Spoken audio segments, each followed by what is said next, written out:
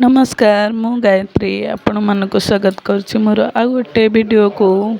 आपण मैंने जानी सारे थंबनेल रु आमे कुआडे जाउछु बोली हाँ आमे आम ननंद घर को जाउछु टिके बुलिबा पई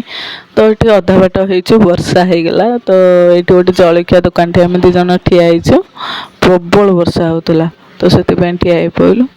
तो ये मो स्वामी जेहेतु वर्षा होची बोली ठिया होइतलु ता मो स्वामी कहते खाई देके पळेबा तो ये इडली तरकारी खाई देके आमे बाहरी आसतलु आसु आसुका सडनली ट्रेन गेटा पड़ी जाइथिला तो आमे दी जन एठी ठिया होइतलु आउ से रागुतिले कहले आसु आसुका ट्रेन गेटा पड़ी गला कौन करबा ठिया होइछु मु ताऊ से कथा कहतली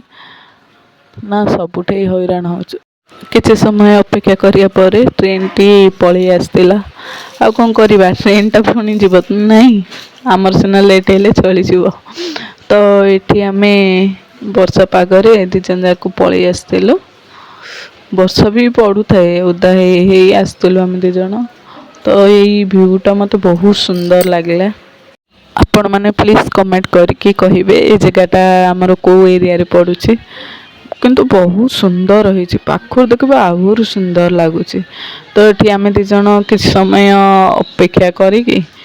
फोटो फोटो उठेई देथिलु तापर बाटरे देखिले स्वामी स्त्री दी जन जामुकोली बिका होछि न खाइले हबो कि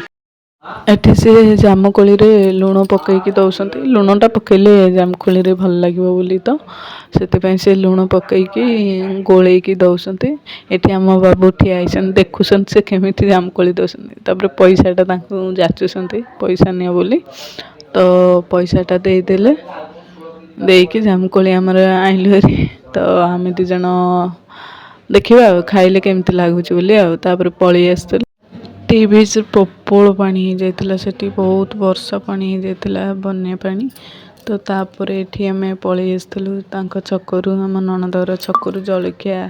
मिठा पिठा किछि किनिकी नबो बोली न नेकी गले कम भल कि तापर सेठु पहुँची जाइतलु दीदी गटे खाइबा को बसी जाइतलु जेहेतु राति हो जाता भोक भी होतला तो एठी दीदी हमको मटर तरकारी नाई नाई डाली आउ आलू भजा आउ मिक्सचर काकुड़ी देते खाइबा को तो ये खाई कहते बढ़िया होली तो ये आम दीदी बसती ये मो ननद तापर सकाल सकाल आम रिटर्न घर को पलि आसलु तो ये बाटरे राम मंदिर